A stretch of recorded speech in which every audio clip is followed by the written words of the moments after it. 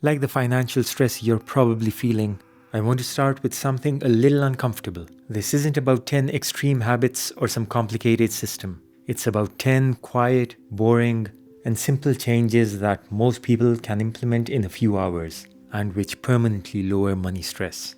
If you make okay money and you still feel stressed about it, there's a good chance you're not doing anything wrong. You're probably just tired, which is messing up your actions and your mind. I used to, and sometimes out of an old habit still do, check my bank balance before making small purchases. At a certain point, I was tired of feeling scared that one unexpected bill could knock me off balance. Unexpected expenses still aggravate me to no end, even now. You're probably the same, right? With that constant background stress, it doesn't come from being bad with money. It comes from not having systems that protect you. The problem no one names.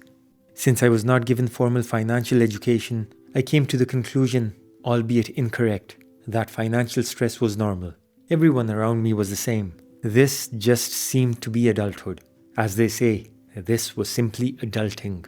You work, you pay bills, you hope nothing breaks. And rinse and repeat. Mind you, I wasn't living some luxury lifestyle. I was living in shared accommodation and the rent was the cheapest I could get. But money still always felt fragile. And what messed me up the most was this. I couldn't point to a single mistake, a single point of failure. I was doing what everyone says you're supposed to do. Work hard, avoid talking about money, and hope it all works out. I realized quite late that that itself was the problem, where the manager knows everyone's salaries, but no one is allowed to ask each other's. Habit number 1, the monthly money date. Financial stress usually isn't dramatic. It doesn't show up as panic attacks or maxed out credit cards, at least not at first. They're simple things such as avoiding your bank app, putting off decisions, and feeling guilty after spending, even on things you enjoy. What I eventually realized is that the stress wasn't coming from the numbers themselves, though those numbers were sad to look at for sure. The stress actually was from uncertainty, from not knowing. So despite them being uncomfortable, if you can develop a thick skin and get used to seeing where the money is going, your relationship with it will drastically change. And therefore, once a month, sit down and look at everything. Not in a dramatic, spreadsheet-heavy way. Some people prefer that, but not everyone. Just see where your money is, what came in, what went out, and what actually mattered to you this month. I, unfortunately, got too technical with it, downloading applications like GNU Cash and Firefly 3 and others. These are free options which unfortunately in most cases are not extremely user-friendly. On the other hand, there are paid options as well, such as You Need a Budget, which are extremely user-friendly, but I didn't want to pay for yet another product, especially when I was trying to cut down costs. Being technically capable, however, the interface of GNU Cash did not scare me. That has its pros and cons. It takes too much time to learn, but I was able to do it. Over time, I began to feel something. Money stopped feeling like an abstract enemy. It actually became sort of a video game. No emotions were being involved and therefore no shame. Just information, and attempting to improve with every single visit. That alone reduced more stress than any budgeting trick ever did. Habit 2. Spending as a value statement. The next realization hit me quietly. Most of my decisions were being made by the present me. Present me wants comfort. Present me wants convenience. Present me assumes future me will be able to figure it out. That's a problem for future Homer. Man, I don't envy that guy. But future me was getting tired of cleaning up the mess. So I started to pause before spending to ask myself, is this helping me to get to the version I want to be? Or am I just bored right now? It was difficult to implement at first, but this line of questioning changed my spending more than any restriction ever could. Budgeting was no longer a diet for me. After all, I had stopped dieting the conventional way and was able to reduce my weight quite nicely, and I needed to do the same here. I started to spend freely on things I genuinely cared about, and I cut costs aggressively on things I didn't. When your spending matches your values, the guilt disappears, and stress usually follows guilt. You actually feel proud of yourself. I know I did. Habit 3. Building breathing room first. There was a specific moment where everything shifted. If my car needed a repair, old me would have panicked, moved money around, would have even asked someone to loan me some money. But now, even though I'll still be angry about it, I'll be able to just pay for it. No drama attached. That's when I understood the power of an emergency fund. Don't think of it as a financial move, but rather an emotional insurance.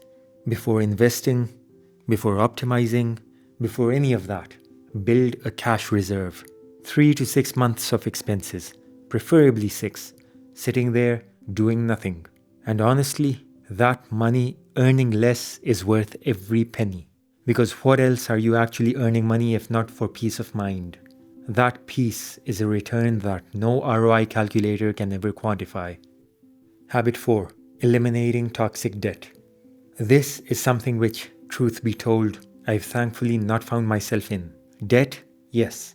But since I've been raised with the principles of not being part of loans where interest is involved, I've not needed to worry about this as much as some of you guys, since I would borrow from friends or family without any interest. Interest is a tool that oppresses the poor and to keep the rich rich without them having to do anything. The people who use this to make money can present it as they want, but it incentivizes the lender to not do anything and places all the burden on the person who has to repay it. Just ask the student who took out a loan to study and is now having nightmares every single day. There are alternatives, but we'll look into that some other day. Sorry about the angry rambling. I just do not like this institution. It might be my upbringing or from my own studies, but that is how I feel about it. Anyway, back to the point. The best way to eliminate debt is to remove emotions from the equation and automate everything. Savings, investments, bills. Money moves the moment it comes in, before you can overthink it. Stress thrives on daily decisions. Automation removes them. And high-interest debt isn't just expensive, it's loud. Even when you're not thinking about it, it's there, in the back of your mind, making a rumbling sound that does not let you relax and enjoy the small things in life. In my case, I've never kept a credit card, but I know many people cannot do without one. So make yourself some rules. Credit cards get paid in full, and any existing debt gets attacked one balance at a time. Not aggressively since motivation wanes, just consistently. Each payoff will be that mental noise being turned down. Habit number 5. Investing in your skills. I initially thought that investing small amounts would not make any difference, but small investments compound in 2 ways. Money grows and confidence grows. Once I started, even with the tiny amounts, I stopped feeling like I was losing the race. I felt in motion. The best investment I ever made wasn't a stock. As I had previously said, it was learning to improve myself and how to earn more. Books, courses, skills. Your income potential is the most flexible part of your finances, and increasing it makes everything else easier. Habit number 6. Automate before you trust yourself. This has already been mentioned before, but think of automation as a tool and it therefore needs to be explicitly explained. If you're anything like me, you may have occasionally come across videos about motivation and discipline. You think that if you just tried harder, or cared more, or watched one more finance video, things would finally stick. You need to admit to yourself something slightly embarrassing, that you don't want to think about money every day. I stopped asking myself to and automated the process. I set things up so that the moment money comes into my account, it already knows where it's going. Savings leave first. Investments leave first. Bills are handled without me hovering over them. What's left is what I can actually spend. That's not because I'm strong, but because the decision's been already made. Willpower runs out. Motivation does not last. Systems stay in place forever. Habit number 7. Start investing before you feel ready. Remember the first time you entered a workplace and felt overwhelmed. And even now, after working for such a long time, you still feel like you're just winging it and feel like an imposter. Well, the same's true here as well. You never know what will happen, and you therefore will always feel that you do not have enough knowledge. Even I delayed investing for a long time because I thought I needed to understand it properly first. I wanted the perfect strategy, the perfect timing, the perfect confidence. None of that ever arrived, and it never will. What did arrive, however, was the realization that waiting was also a decision, and not a great one.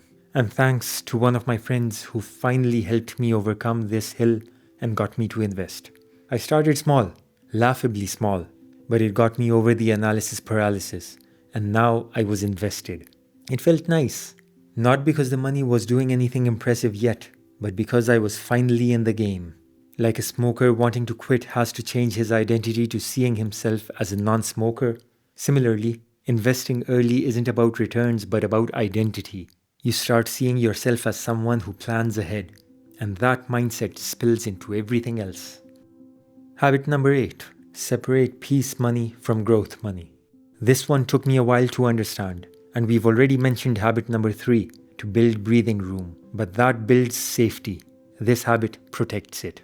As you've understood by now, not all money has the same job. Some money exists to grow, other money exists to protect you. Mix those two up, and you'll always feel anxious. Your emergency fund is not an investment, and you need to stop thinking of it as such. It's not there to perform. It's there so that you can peacefully sleep at night. Once I mentally separated peace money from growth money, I stopped constantly second-guessing myself. The money meant for safety just sits there quietly. The money meant for growth takes the risks. Habit number 9. Talk about money out loud. This is a habit that you'll probably have to fight against your nature to implement, because it's been beaten into us by our elders and society. That's because you're told money is supposed to live entirely in your mind, which means every worry echoes, every doubt multiplies, every mistake feels heavier than it needs to be. The first time I actually talked to someone about my finances, nothing dramatic happened, no judgment, no shock, but I received a second perspective. As Morgan Housel, the author of The Psychology of Money, says, no one is crazy. Every person's individual experiences influences their financial outlooks and actions. They may have a perspective that you may not have had, which might benefit you in the long run. Money gets scarier the more secret it is. Whether it's a partner, a friend, or a mentor, saying things out loud has a strange effect. Problems shrink, options appear, and you realize you're not uniquely bad at this. I won't recommend doing this with everyone, but only with some individuals who you can trust to be honest bouncing boards for your financial ideas. Habit number 10. Learn only what you need when you need it. You try to learn everything about money at once. At least I did. Taxes, investing, retirement, real estate, optimization, and as such endeavors ultimately end up, it was overwhelming and caused me to nearly quit. What worked and has continued to work was learning slowly and just in time. When I needed to open an account, I learned about that account. When tax season came, my favorite season of the year, I learned taxes. When I started investing, I learned only enough to start. Learn and implement. Financial knowledge compounds best when it's immediately used. Anything else just turns into noise and stress. What financial peace actually feels like. Remember that financial independence doesn't feel like winning. It feels like calm. You know the feeling you get when that warm water flows out of the shower and hits your body in peak winter? Just like that. Financial independence is not flinching when life happens. It feels like making decisions without panic, like money slowly becoming quieter in your life. And it doesn't come from extreme habits. It comes from small, boring, repeatable ones that you carry on for the rest of your life. Because none of the above habits are flashy. None of them make great screenshots. But together, they give you a sense of ease that you would otherwise never be able to get. Remember, if money has been stressing you out, you're not broken. You're just missing a few quiet habits. And once you build them, that stress doesn't come back.